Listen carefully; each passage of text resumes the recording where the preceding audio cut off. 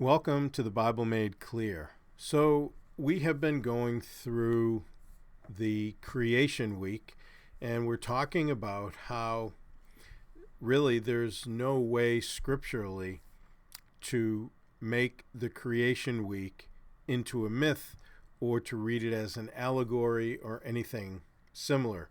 That it's an actual history, and that's borne out by as you can see in number 1, 2, 3, and 4 here, the grammar, the days, and the fact that Adam and Eve actually were created on day 6. And then we see that what Jesus had to say about creation, what Paul and Peter also had to say about creation.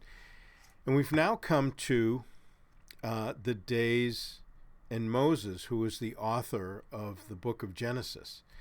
So we need to take a look and see what is it that Moses wrote and why we would understand it as literal history. So first, Moses wrote Genesis. Well, he wrote the first 5 books. Those are called the Pentateuch, penta meaning 5, right? So the first 5 books were written by Moses. He was the author.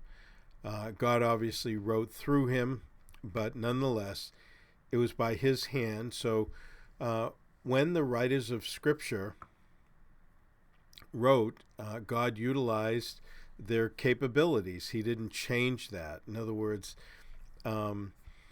their educational level, their knowledge of culture, other information, everything, their skills personally, all that, and their personality, all that went into their writing. However, that didn't mean that the writing is not by God. So it is by God. Anyways, Moses, by his hand, he wrote Genesis. He also wrote Exodus.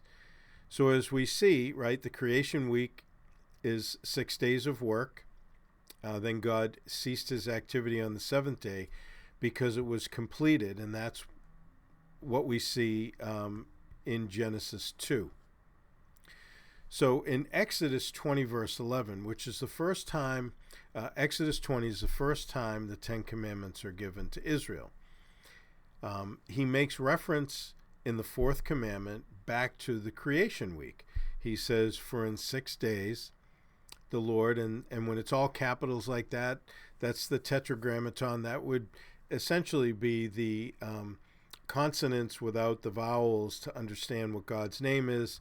That's how it's represented in English in the Old Testament.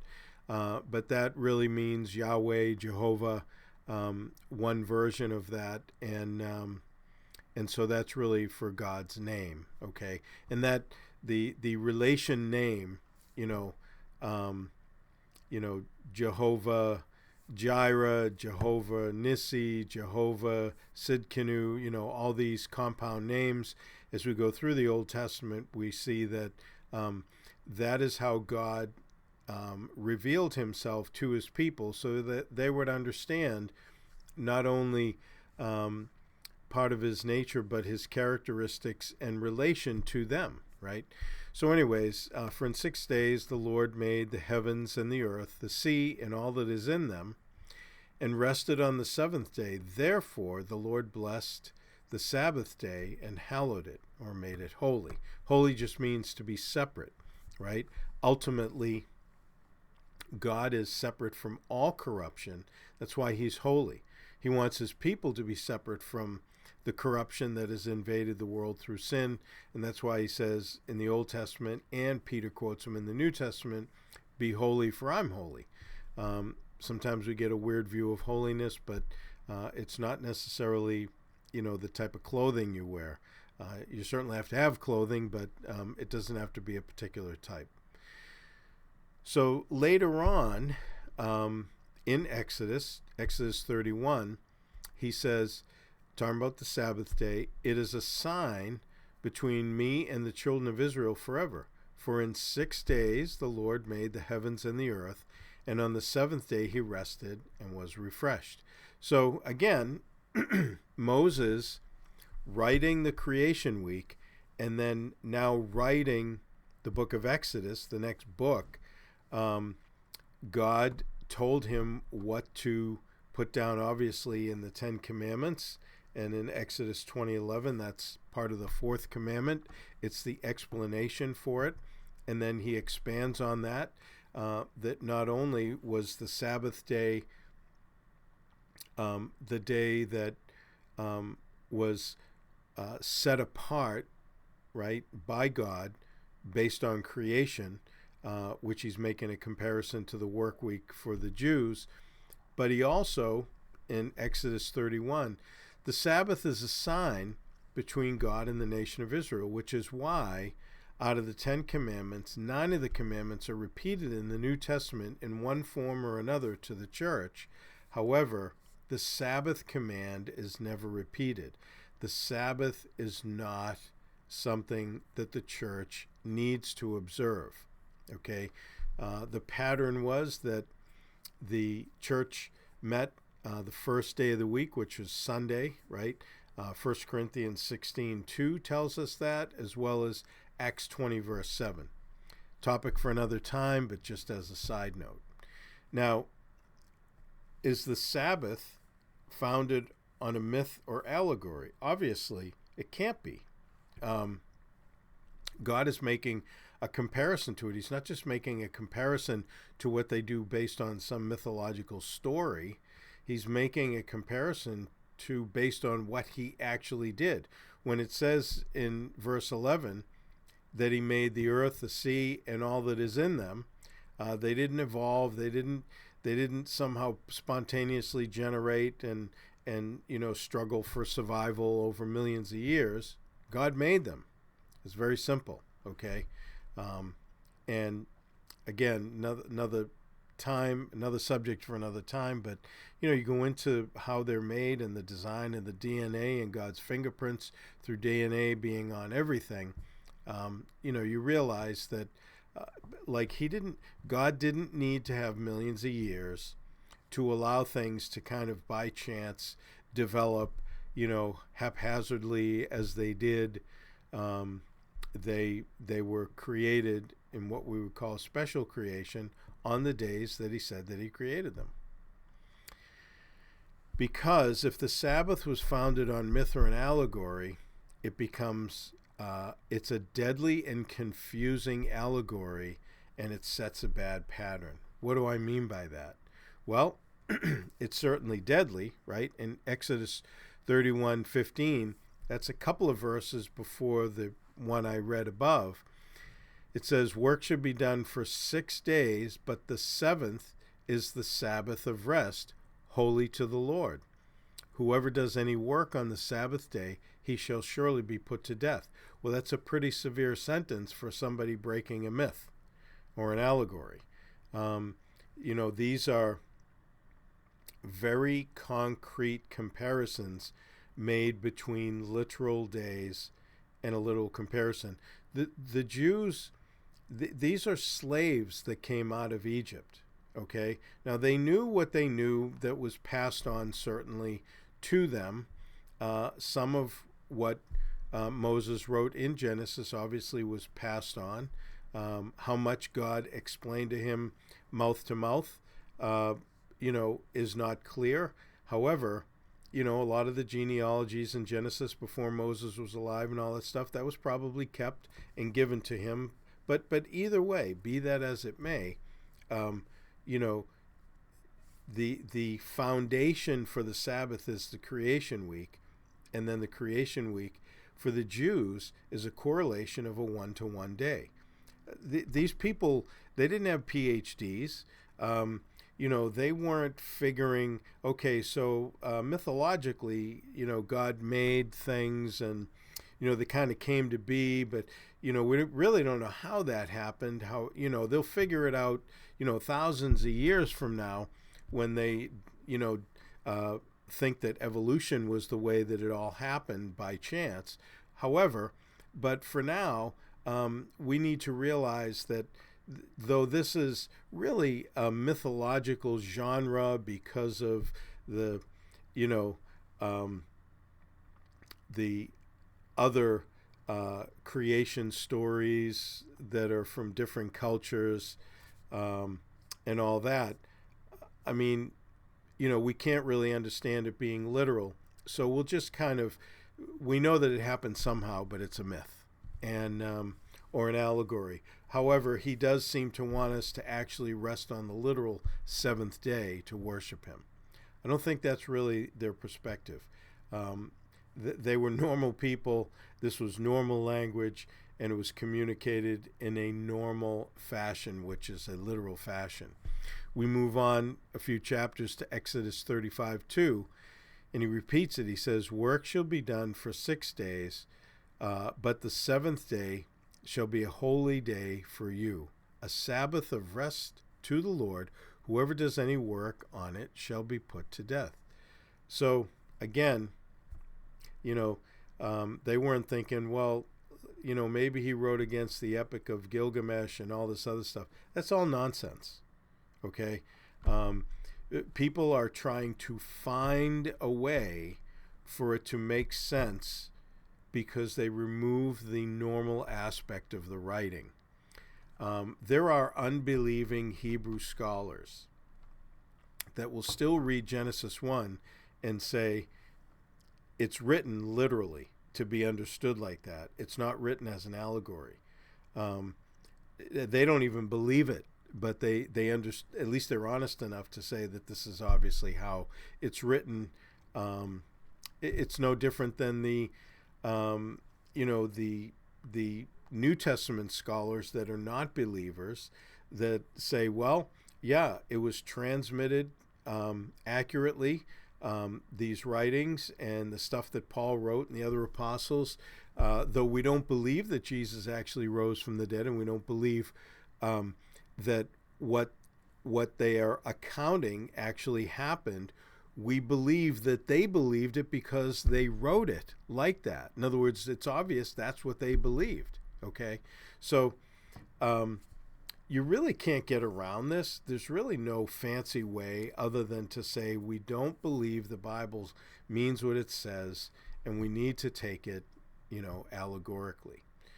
So the question, why didn't Moses mention creation in the fourth commandment in Deuteronomy 5 on the second listing? So the Ten Commandments are listed twice, and I'm adding this in here because I know somebody's going to think about it or mention it in a critical fashion. But in Deuteronomy 5, the second time the Ten Commandments are listed, this is in the context of Jews that had survived the 40 years in the wilderness, many of them born in the wilderness, really not having a connection with much of what happened in Egypt.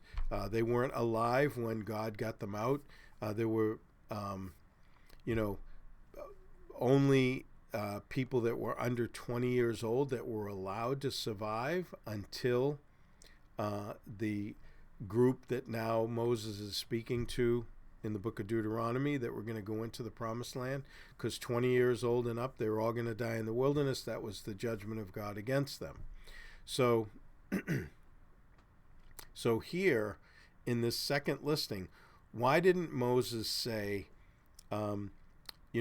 you have to work 6 days and rest the seventh, like the 6 days of creation? Here's what it says, right? Observe the Sabbath day, Deuteronomy 5:12, to keep it holy, as the Lord your God commanded you. 6 days you shall labor and do all your work, but the seventh day is the Sabbath of the Lord your God.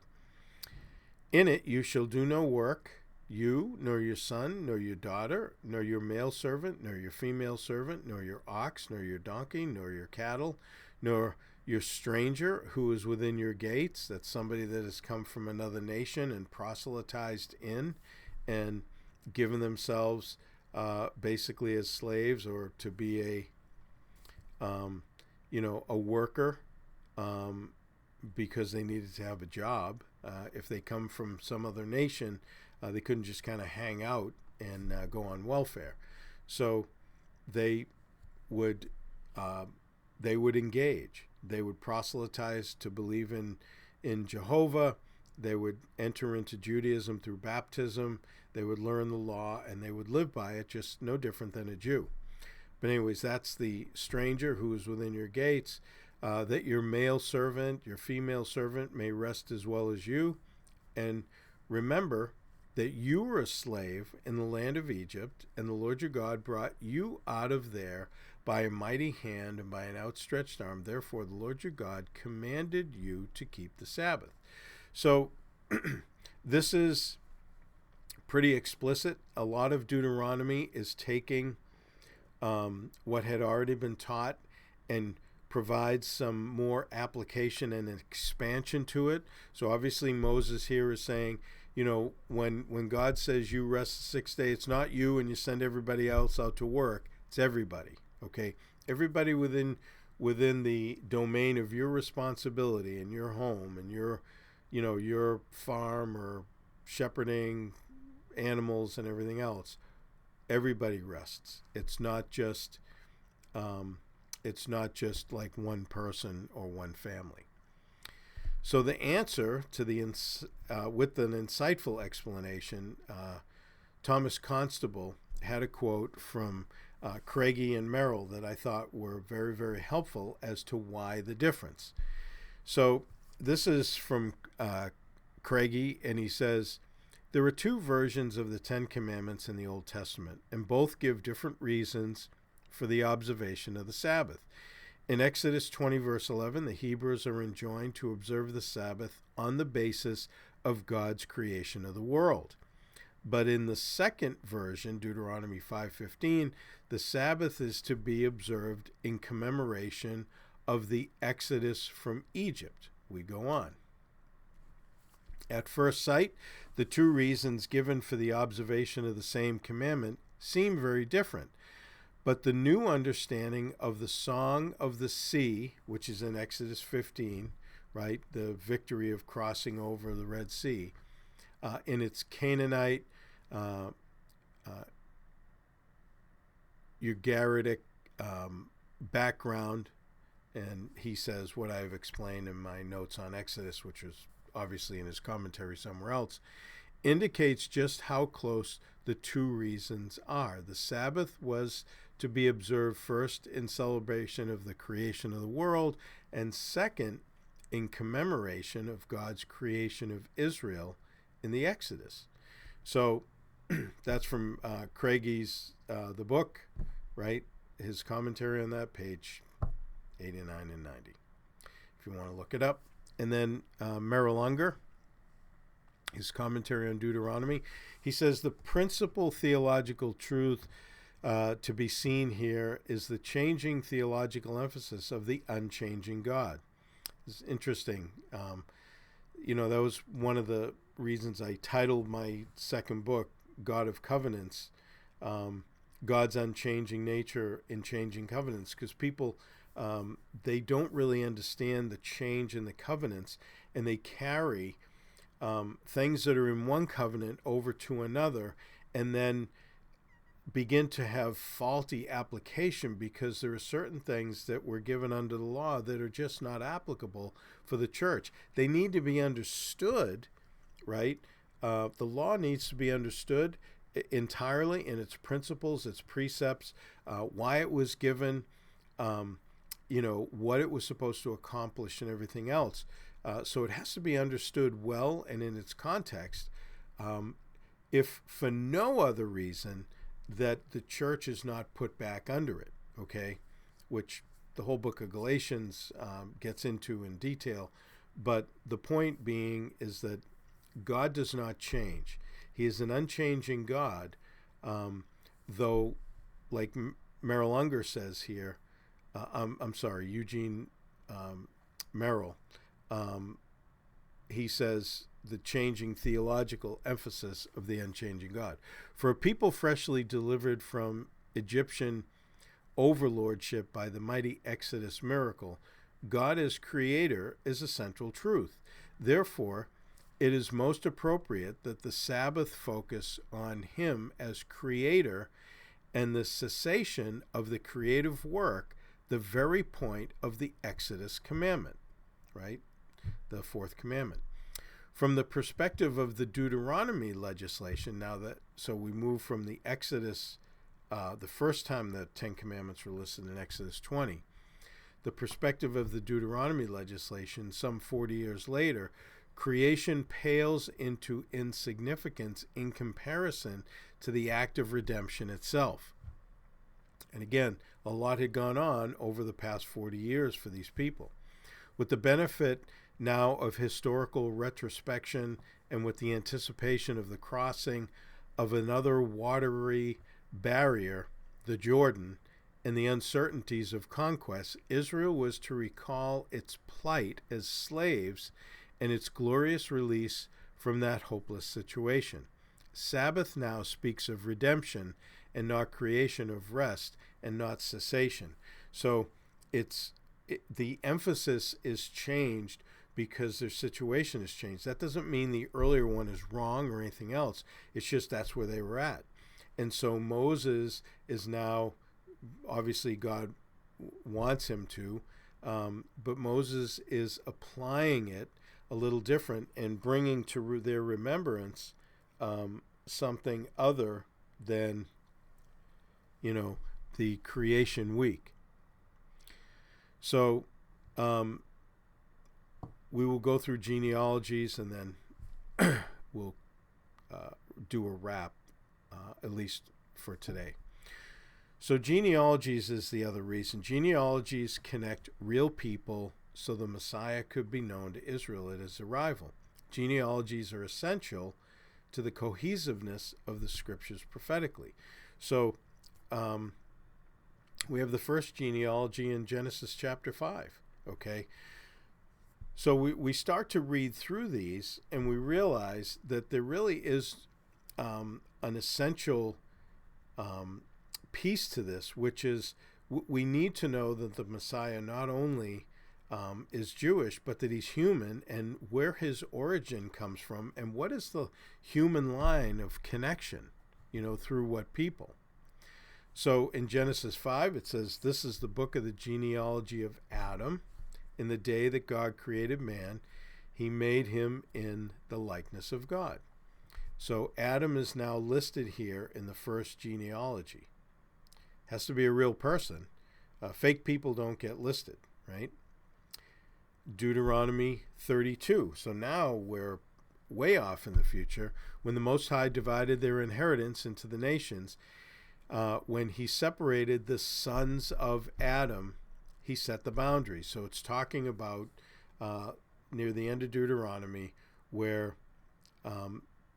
Adam's offspring were divided out, right? Because again, Adam's genealogy goes to Noah, and then from Noah, everybody in the world came from his three sons, Shem, Ham, and Japheth.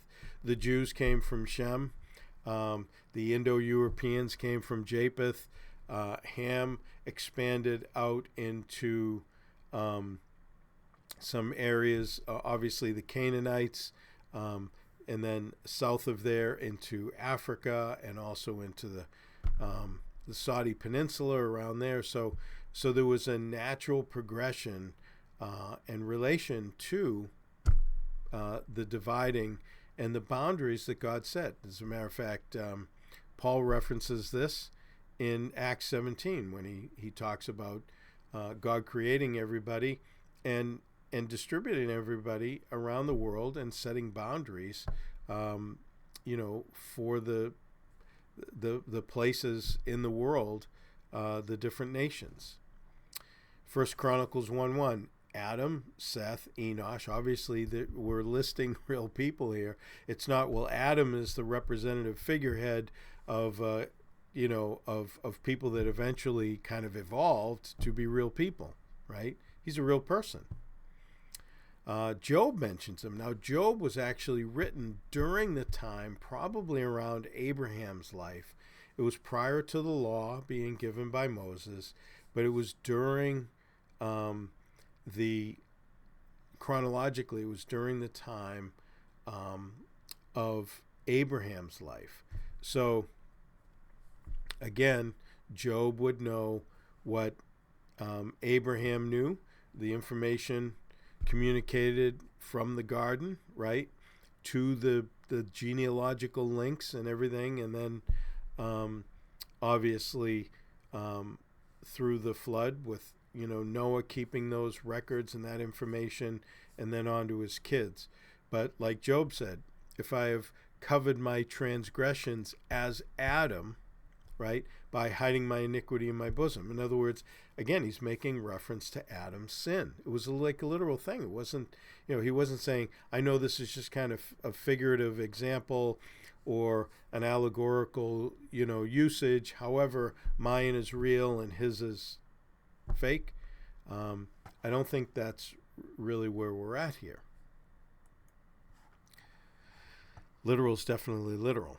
Luke, right? In Luke 3, he's given the genealogy of Christ, the son of Enosh, the son of Seth, the son of Adam. He's going backwards, the son of God, right?